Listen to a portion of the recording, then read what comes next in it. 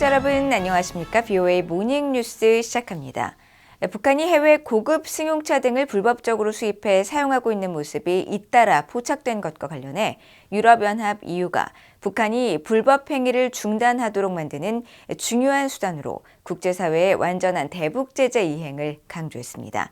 각 회원국들이 제재 위반에 연루되지 않도록 노력할 의무가 있다는 점을 상기시켰습니다. 조상진 기자가 보도합니다. 북한 김정은 국무위원장이 지방 행사 참석 때 독일과 일본, 미국의 고급 자동차들의 행렬이 이어지고 마식령 스키장 홍보 영상에서는 캐나다의 스노모빌이 포착됐습니다. 유럽연합 EU는 이 같은 상황에 대해 대북 제재 이행의 중요성을 강조했습니다. EU 대변인은 12일 VOA의 관련 질문에 EU는 유엔 안보리 결의에 명시된 의무를 이행하는 것이 한반도의 지속 가능한 평화와 안보를 구축하기 위한 기반으로 확신한다고 말했습니다. 이어 EU는 국제사회의 완전한 제재 이행은 도발적이고 불법적인 행동을 중단하고 대화에 복귀하며 비핵화 조기 조치에 참여하는 것이 이익이라고 북한을 설득하는 중요한 수단이라고 보고 있다고 밝혔습니다. EU 대변인은 또 각 회원국들이 제재 위반에 연루되지 않도록 노력할 의무가 있다는 점을 상기시켰습니다. 유엔이 부과한 제재 등에 대한 EU 내 제재 이행의 궁극적인 책임은 각 회원국에 있으며 EU 제재 이행을 더욱 강화하기 위해 회원국뿐 아니라 제3국 파트너들과도 지속적으로 협력할 것이라고 강조한 겁니다. 앞서 북한 대외관용 조선중앙TV가 최근 보도한 영상을 보면 김정은 위원장은 평안남도 성천군 지방공업공장 건설 착공식에 참석하는 길에 독일 메르세데스 벤츠의 마이바흐 전용 차량을 타고 이동했습니다. 바로 앞에는 전용차 호위를 위해 일본 토요타사의 고급 브랜드 렉서스의 대형 SUV LX 차량이 경호차로 등장했고 미국 포드사의 승합차 트렌지 차량 여러 대도 뒤따랐습니다. 모두 사치품에 해당하는 고가 차량으로 모든 운송수단은 유엔 안보리 대북결의 1718호와 20945호에 따라 북한으로의 수출이 금지되어 있습니다. 또 북한 조선중앙TV가 최근 방영한 마식령 스키장 관련 보도 영상에서도 스키장 내에서 외국산 스키 장비와 리프트 등이 계속 운영 중인 모습이 공개됐고 특히 캐나다 기업 스키두의 스노모빌 차량이 여러 차례 포착됐습니다.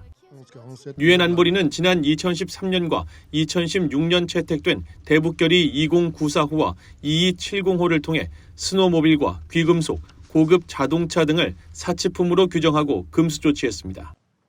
이유도 지난 2016년 북한의 4차 핵실험에 대응해 단행한 대규모 대북 제재를 통해 스키와 골프, 수상 스포츠 등의 물품과 장비를 비롯해 고급 운송수단과 부품을 대거 대북 금수 목록에 포함시켰습니다. VOA 뉴스 조상진입니다. 한국의 신원식 국방부 장관이 한미연합사령부 전시지휘소를 방문해 프리덤 실드 미한연합훈련 현장을 점검하고 대북 대응을 강조했다고 한국 국방부가 밝혔습니다. 한국 국방부에 따르면 신 장관은 13일 현장 점검에서 이번 훈련을 통해 북한의 핵과 미사일 네트워크를 조기에 무력화하는 작전 수행 체계를 숙달하고 지상과 해상, 공중, 우주, 사이버 등 전 영역에서 적을 압도할 수 있도록 작전 능력을 한층 더 강화해야 한다고 강조했습니다. 신 장관은 또 이날 육군 특수전 사령부도 방문해 대비태세를 점검하고 특전 요원들을 격려했으며 만일 김정은이 전쟁을 일으킨다면 대량 응징보복의 핵심 부대로서 적 지도부를 신속히 제거하는 세계 최강의 특수전 부대가 돼야 한다고 밝혔습니다. 미국과 한국을 비롯해 호주, 캐나다, 프랑스, 영국 등 12개 유엔군 사령부 회원국이 참가한 프리덤 실드 훈련은 지난 4일부터 시작돼 14일까지 진행되며 이번 훈련에서는 한반도 전 지역에서 연합 전술 실사격과 공중 강습 등 지난해보다 2배 이상 늘어난 48차례의 대규모 야외 기동 훈련이 실시됩니다. 북러 무기거래 현장으로 알려진 북한 라진항에서 한 달 만에 대형 선박의 입항 장면과 한동안 중단됐던 컨테이너 선적 작업이 다시 재개된 모습이 포착됐습니다. VOA가 북한 라진항을 촬영한 플래닛랩스의 12일자 위성사진을 분석한 결과 약 115m 길이의 선박이 북한 전용 부두에 선체를 밀착시켰으며 바로 앞에는 컨테이너로 추정되는 약 100m 길이의 물체도 확인됐습니다.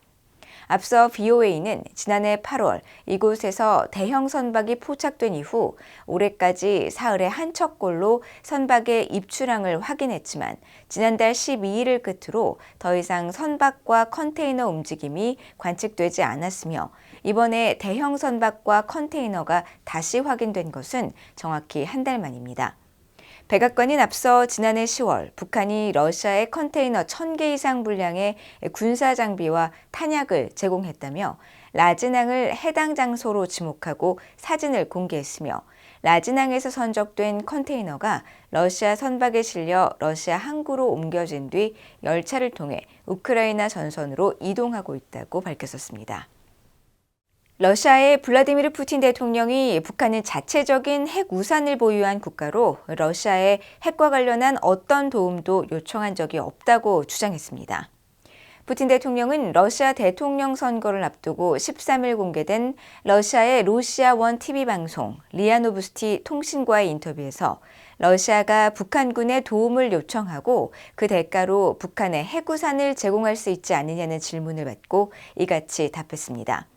이어 오는 11월 치러질 미국 대선 결과와 관련해선 과거 도널드 트럼프 대통령보다 조 바이든 대통령을 선호한다고 한 발언에서 아무런 변화가 없으며 우리는 어떤 선거에도 개입하지 않을 것이고 미국 유권자의 신뢰를 받는 지도자와 협력할 것이라고 말했습니다.